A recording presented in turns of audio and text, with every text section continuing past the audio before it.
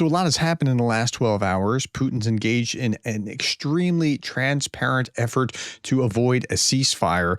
Let's talk about that. So last night at about midnight, Putin was going to have this big press conference, and we'll talk about that in just a moment. That's after the five leaders of Europe, that is Zelensky and Macron and Merz and Starmer and Tusk from Poland, were all meeting together.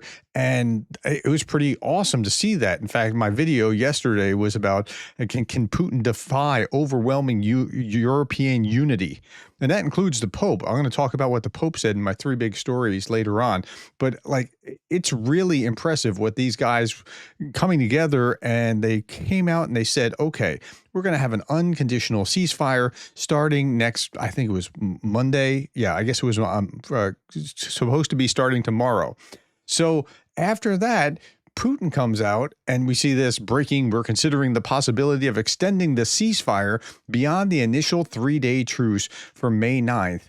Now, Putin doesn't want a ceasefire. The last video I did before that, I was talking about how he can't actually have a ceasefire. He doesn't, well, like all the incentives are all wrong. So if you didn't see that video, go back just one video, why no ceasefire, and you'll understand what I'm talking about. Okay, so he doesn't want it. By the time we got to about midnight, Russia was already following up on Putin's overnight speech. Before he got to the speech, air raids were going off across north and east of Ukraine. Shahed drones were out in force again. So it was all kind of going back to what it was before the ceasefire, which didn't really ceasefire anything except for Shahed drones to kind of make a PR point. Okay, so the next question was, which Putin do you think would show up to speak? And, you know, which direction is he going to go? And I don't mean that in terms of doppelganger. I'm sure that some commentators are saying that. I meant in terms of, like, which direction is he going to go? Because he kind of, yeah, okay. So, we know that the drones came out in force last night. 108 drones launched by Russia, 60 were shot down, 41 neutralized. And then he had this breaking speech. Now, Greg Terry and I were texting back and forth because Greg speaks Russian. So he was sending me on text like play-by-play of what happened. And then we did this video afterwards explaining exactly what was happening and what Putin said. So I'm not going to belabor that. You can watch this and understand that. Okay, so the long and short is Putin chose war and he rejected ending it in favor of a summer offensive.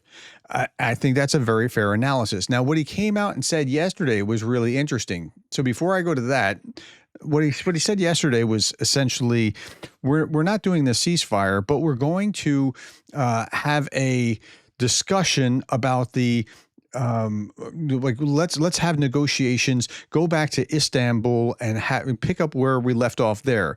Now, I'm not going to analyze that other than for right now. And my three big stories, we'll talk more about that. But going back to Istanbul, Istanbul was like a surrender kind of scenario. And that's what he wants to go back to. Now, there's 2 points to that. One, it's a bad place to start the negotiations. And two, he's not going to ceasefire in the process. He is going, in fact, I think things are going to escalate right now, and I'll show you why I think that is in just a moment. So he's not going to ceasefire. He wants to begin negotiations again. So even the title, the headline here of Russia seeks negotiations. Yeah, he seeks negotiations, but not a ceasefire. So that's what was happening there. Okay, let's talk about what happened on the battlefield yesterday and what happened overnight and that sort of thing. 1,310 Russians off the battlefield, 2 tanks, 6 armored fighting vehicles, 33 artillery systems, 117 vehicles and fuel tanks. Okay, so that 1,310 number is about where it's been throughout most of the last few days, and it's about 12 something in May, generally speaking. Okay, war in Ukraine and Russia, Ragnar Gudmundsson's dashboard, 160 engagements reported and casualties slightly above the 7-day average. Slightly above the average when they're supposed to be tamped down because it's a ceasefire. So I wouldn't say it's really moved very much at all. Unarmored vehicle losses slightly above the average, but limited drone activity. And we're particularly talking about there has not been Shahed drones over the last 3 nights until now. And then, but they have been glide bombing. So they're kind of making it up that way. Visually confirmed batched 1.3 Russians to 1.7 Ukrainians in the last 30 days. Shelling stays below average, increased strikes, but still below average. Okay, so, but it's about to get hotter again, I believe. And again, I'll show you why I think so.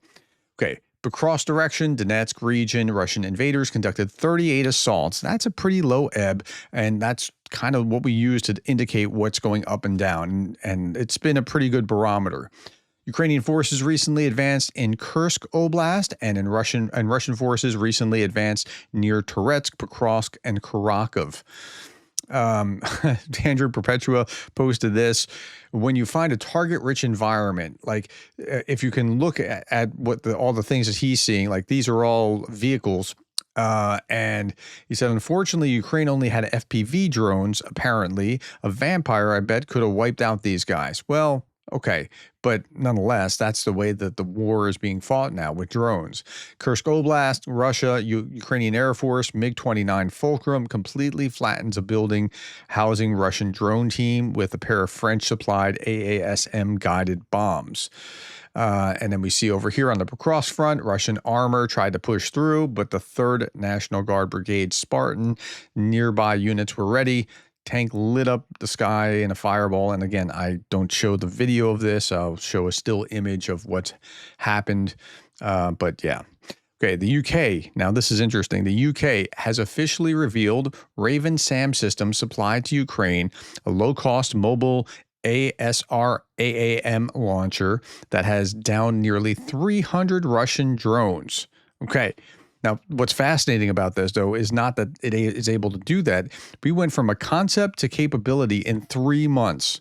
And that's unheard of. That's warp speed for this kind of tech. Ukraine has received 8 units with 5 more on the way. So that's good news. All right. United States Embassy. Now, this is why I think things are about to ramp up. The U.S. Embassy in Kyiv issued a statement on May 9th, warning of a significant Russian airstrike against Ukraine over the next several days, potentially involving Orishnik medium-range ballistic missiles.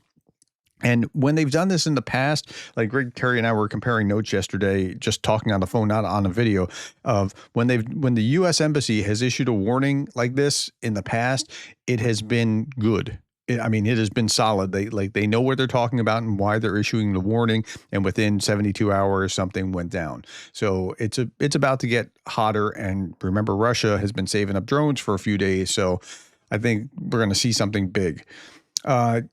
Common narrative among pro-Russian sympathizers is the claim that Russia is holding back some hidden armies it will soon unleash on Ukraine. You hear this when you hear like Scott Ritter or Doug McGregor talk, especially Scott Ritter talks about this.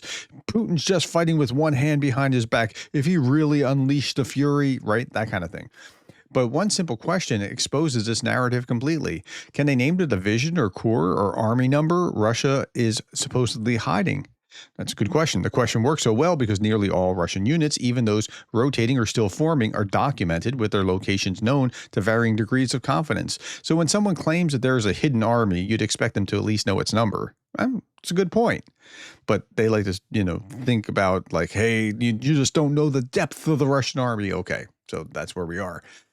All right, I saw this and I thought it's an interesting thought. There's another, not just the normal Hague tribunal, but a new tribunal forming for Russian aggression, and we'll see more details about that in the future. Darth Putin put this out, a parody site.